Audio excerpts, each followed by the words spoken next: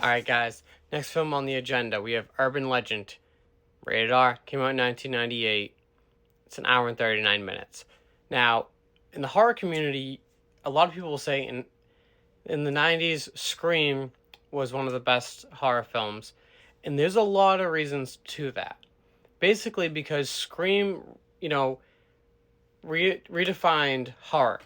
And it helped films like this film come out and show that the horror movie genre was not dead like they thought.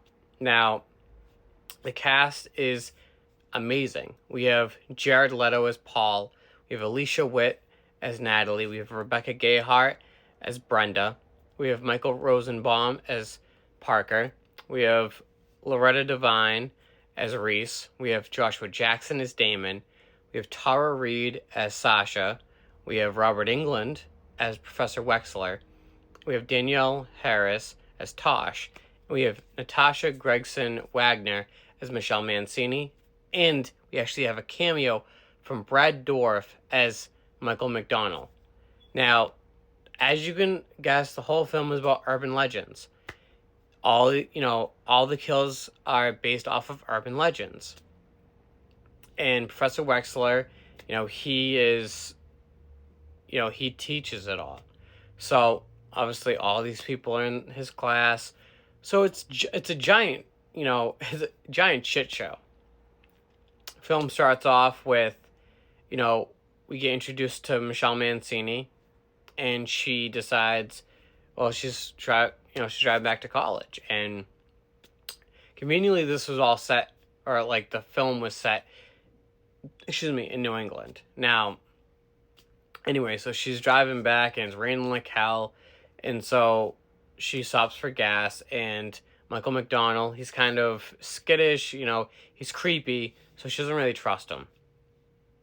And so, he looks in the back of her car, and he realizes that there's somebody in the back of her car, but she doesn't notice it. So, he asks her to come in, and, the place is really damp. It's really creepy.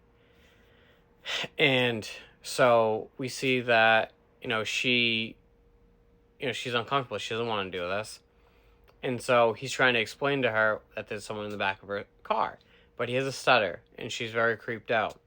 So she ends up, hitting him over the head, and she drives off. Well, guess what? She's killed. And then we get smashed right into the whole group of people, and they're talking about the Stanley Hall Massacre and all these urban legends, and we kind of get introduced to the whole, key, the key cast in this. And like most most slasher films, people get killed one by one by one. And this film was done very well with you not knowing who the killer is, you not knowing the reason behind the killer. Actually, this film was done so well that it produced 2 more sequels. So, and actually for once, Tara Reid doesn't get killed first. So it's like, it's very realistic. It's very, very 90s, if you could say. Now, IMDb gave it a 5.6 out of 10. I give it a 5 out of 5 because this film was amazing. It was done very well. The casting was spot on.